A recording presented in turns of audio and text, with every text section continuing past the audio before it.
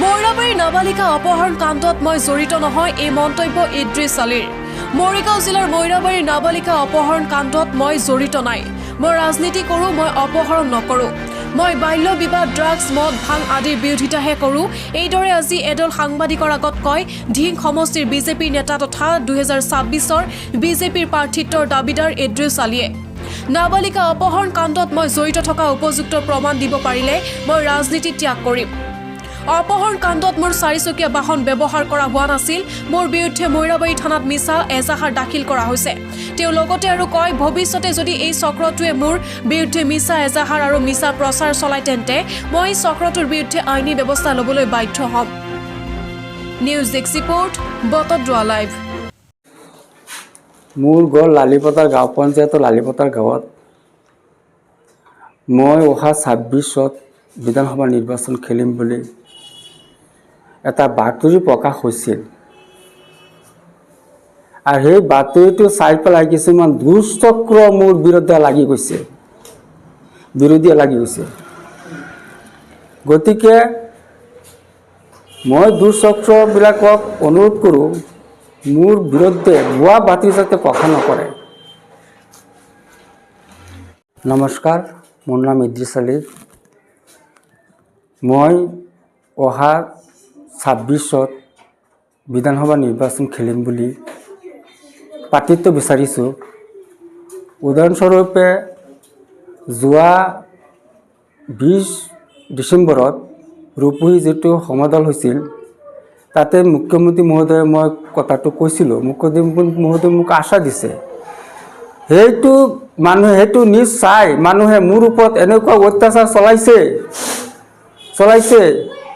মই এই নাবালিকাৰ সম্পৰ্কে মই একোৱেই নাজানো। নাবালিকা যিজনে অপহৰণ কৰিছে না কি কৰিছে, সেইটো ডাঙৰ ককাই মোৰ হৈছে ড্ৰাইভাৰ, মোৰ গাড়ী চলাই। তেওঁ কি কৰিছে কৰা নাই সেইটোতো মই একো নাজানো। মোৰ ওপৰত যে কেছ কৰিছে সেই সংক্ৰান্তে মই কাকজৰ অনুৰোধ জনাওঁ যাতে মোৰ ওপৰত যাতে মিছামিছি কেছ নকৰে। আৰু এটা কথা হৈছে এইটো, মই যদি এইবিলাক কামত জড়িত থাকোঁ, কোনো প্ৰমাণ দিব পাৰে, মই ৰাজনীতিৰ পৰা পদত্যাগ কৰিম। আৰু ভৱিষ্যতে তেওঁলোকক মই অনুৰোধ কৰিছোঁ, সাংবাদিক বন্ধুসকলক অনুৰোধ কৰিছোঁ, তেওঁলোকে যাতে মোৰ ওপৰত কিবা অভিযোগ আহিলে চাই নিউজ কৰে।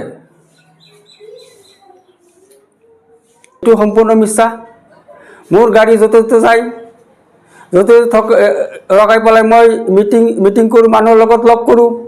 মোৰ গাড়ীৰ নম্বৰ যিকোনো মানুহে ল'ব পাৰে, সেইবিলাকতো মই নাজানো। গাড়ী নম্বৰ ক'ৰ পৰা লৈছে, কি কৰিছে, কিন্তু মোৰ গাড়ী মোৰ লগত 24 ঘণ্টাই থাকে। মোৰ গাড়ীখন মোৰ মানুহজনী উঠিব নোৱাৰে, সময় নাপায়। মোৰ গাড়ী কেনেকৈ অপহৰণ নিব ড্ৰাইভাৰে মোৰ? যোৱা 20 তাৰিখে অপহৰণ যেন হৈছে বুলি কৈছে। মই তেতিয়া নগাঁও 21 তাৰিখে অপহৰণ হোৱা যেন কৈছে। 21 তাৰিখে মই নগাঁও উপায়ুক্ত কাৰ্যালয়ত মোৰ কাম কাজত ব্যস্ত হৈ আছিলোঁ আৰু মোৰ গাড়ীখন SP অফিচৰ ফ্ৰণ্টত ৰখাই থৈ পেলাই মই কাম কাজত ব্যস্ত আছিলোঁ। যদি সন্দেহ হয় DC অফিচত, নগাঁও DC অফিচত ভিডিঅ' ফুটেজ চাব পাৰে। মই চক্ৰটোৰ কৰজোৰা আহ্বান জনাওঁ, তেওঁলোকে যাতে মোৰ ওপৰত ভুৱা বাতৰি প্ৰকাশ নকৰে। মই অপহৰণৰ লগত কোনো জড়িত নহয়, মই তেনেকুৱা মানুহ নহয়। লাগিলে আমাৰ বেচামাৰী আঞ্চলিক পঞ্চায়ত আঞ্চলিকৰ ভিতৰত মোৰ বিষয়ে সুধিব পাৰে, মই কেনেকুৱা মানুহ। এইবিলাক কামত মই কেতিয়াও জড়িত নহয়। মই বাল্য বিবাহ বিৰোধী কৰোঁ, মই গুণ্ডা মাফিয়া দাসকুৰ সেইবিলাকৰ বিৰুদ্ধে কৰোঁ।